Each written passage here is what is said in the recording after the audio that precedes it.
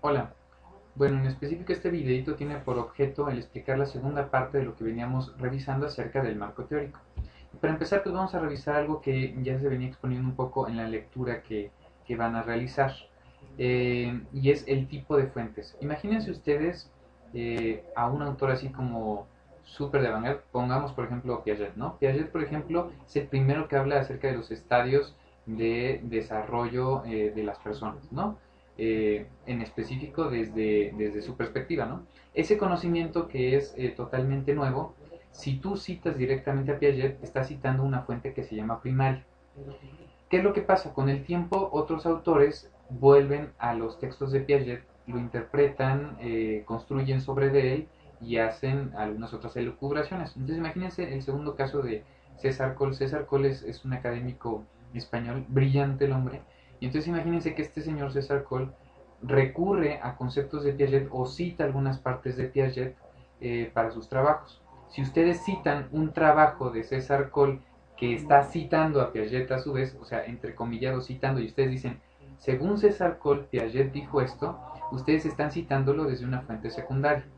Si por el contrario aún nos vamos más, y entonces en lugar de consultar a César Coll, nos vamos a otro autor que no solamente no se va directo a la fuente, sino que se va al que ya interpretó a Piaget, ¿no? Por ejemplo, puse aquí nada más el ejemplo, no es que sea así, pero imagínense que Sergio Tobón, por ejemplo, en su trabajo habla acerca de una cosa que habló César Coll, que en su trabajo habló acerca de Piaget.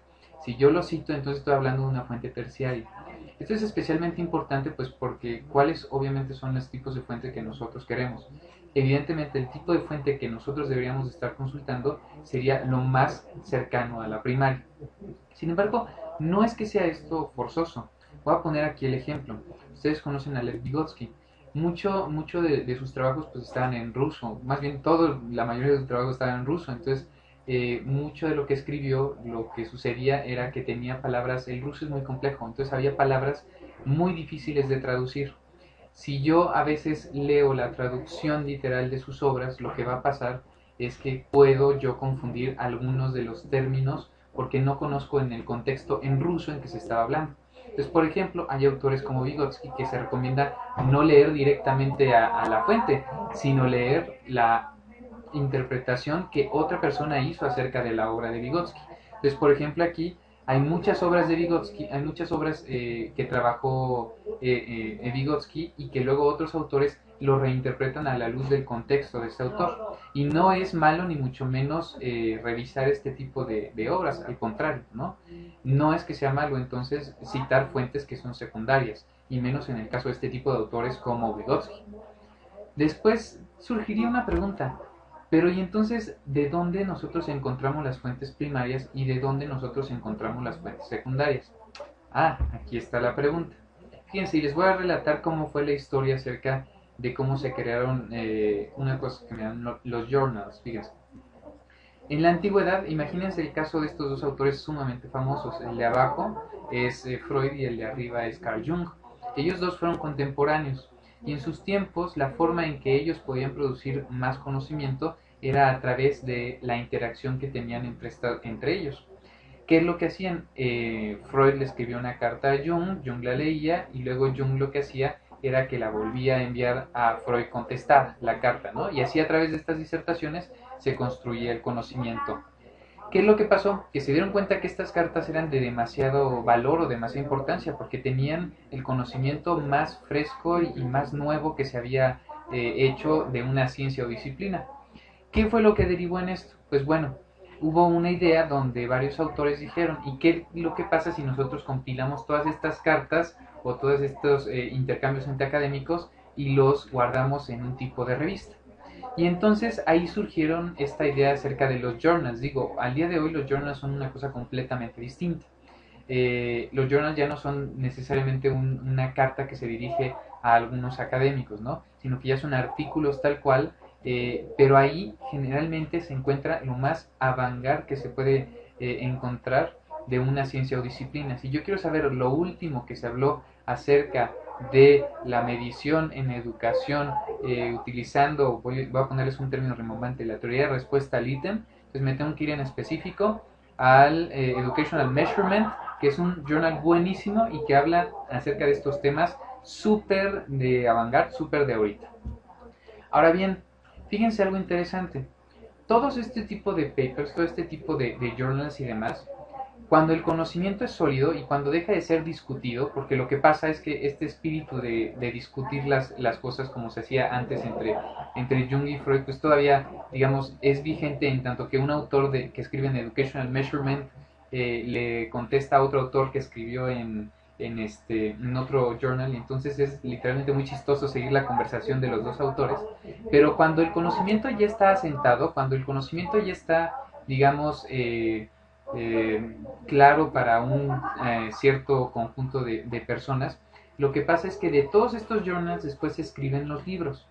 El libro generalmente es o escriben o ahí se escriben las cosas que ya digamos son ciertas o que ya no son hasta cierto punto discutidas en los journals. Entonces ahí lo que nosotros encontramos digamos es un abreviado de todos esos journals de diferentes tópicos. Entonces lo más nuevo siempre va a estar en los journals. Ahí está la discusión candente de los académicos, pero lo que ya se llegó a la conclusión ahí generalmente va a estar en los libros de texto. Pero entonces aquí la pregunta es, ¿y qué journals existen? Bueno, pues para eso yo les voy a tener una muy buena noticia. Todas las universidades, la nuestra no es la excepción, tienen un catálogo de bases de datos con este tipo de journals. Entonces, si yo, por ejemplo, me voy a mi catálogo aquí en la biblioteca de la Anáhuac y después le doy en específico a Bibliocarreras, que es el iconito que está arriba, dice áreas de servicio será Bibliocarreras, ahí yo puedo encontrar cuáles son las bases de datos en específico para cada una de las escuelas y facultades. En específico, la Facultad de Educación tiene unos ciertos bases de datos que le son de mucho más competencia que si yo me metiera a los de medicina, ¿no? No son los mismos journals que se deben de contestar. Yo les recomendaría que para iniciar ustedes a trabajar con journals y bases de datos y demás, se metieran en específico a estas dos bases. Uno es EBSCOhost y otro es Gestor. Ahí se encuentra el nombre de artículos de Avantgarde de todos los temas que ustedes se les ocurra consultar. Ahora, aquí hay un punto muy interesante. Algunas veces los artículos no están o no están en PDF o cuestan o les piden dinero. Generalmente no es en la mayoría de los casos, pero siempre pasa que el mejor artículo que quieres consultar te cuesta o no está. ¿Qué es lo que deben de hacer a continuación? Si no está, literalmente agarran el nombre del artículo y lo meten a Google Académico. Y generalmente ese artículo va a aparecer en PDF y lo pueden descargar. No hay mayor problema.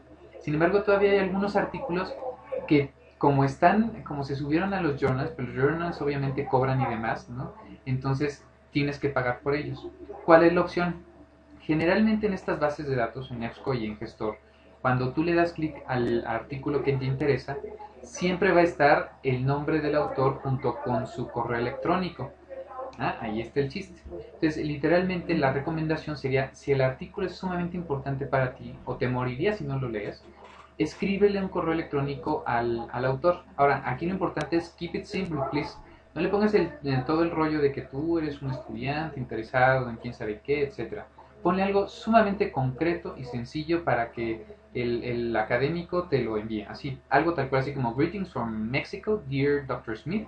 I would appreciate if you could send me a copy PDF format preferably of your paper and title, y le pone ahí tal cual, le copian el título, ¿no?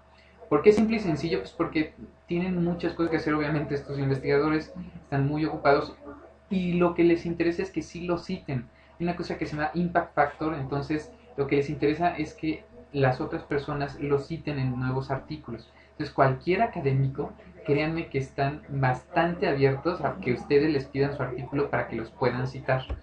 Nunca he recibido yo un no de un académico que les he enviado un correo electrónico y siempre me regresan, e incluso después en algunas ocasiones he contactado a algunos académicos y hemos discutido el paper que estoy trabajando, ¿no? Pero aquí viene un problema, y ahora que tengo tantas referencias, ¿cómo las organiza para poner las referencias, la bibliografía? Imagínense, son 120, 130, que flojera pasarlas a APA, y si de repente me lo piden en otro estilo como Vancouver o Harvard, ¿cómo le hago? Pues para eso hay esto, que se llama RevWorks. RevWorks es una plataforma que a mí lo que me permite es administrar todas y cada una de las referencias que tengo. Fíjense, este ustedes también lo accesan desde su cuenta de la biblioteca. La mayoría de las universidades o muchas universidades tienen contratado el servicio de RedWorks porque todo esto cuesta. Una vez que entran, literalmente aquí van administrando y subiendo y creando su bibliografía y lo único que les pide es ponme el título del artículo, ponme la fuente, ponme etcétera, ¿no? O sea, ponme todos los datos de referencia. ¿Qué es lo que va a pasar? Muchas veces, y ya lo vamos a ver en la sesión, eh, y esto está padrísimo, por ejemplo, las bases de datos te permiten exportar los datos automáticamente, entonces ustedes no tienen que teclear nada. Entonces, una vez que tienen aquí los datos, después lo que pueden hacer literalmente es exportarlos. Fíjense todos los formatos que me permite RevWorks. APA quinta edición, Chicago, Council of Science Editors, Harvard, Harvard and British Standard, etcétera, ¿no? Vancouver, que es más para los médicos, etcétera. Entonces, fíjense qué es lo que pasa cuando yo le doy, por favor, crea bibliografía.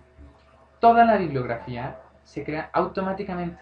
¿Quién no quiere esto? O sea, por Dios, les está salvando el tiempo muchísimo. Entonces, utilicemos estos recursos. Y si no les gusta RevWorks, pues también está esta opción que es totalmente gratuita, que es Zotero y que se vincula o es una aplicación del Firefox. Es buenísima también. Ahora, por favor, yo les pido algo. Utilicen estos recursos. De verdad, estamos en una era impresionante para todo esto de la investigación. Utilicen los recursos, sobre todo por esto. A las universidades les cuesta millones, cientos de pesos de dólares, literalmente al año pagar estos recursos. Por favor, utilícenlos y explótenlos. Van a ver que les va a encantar y les va a cambiar la vida, ¿vale? Pues muchas gracias.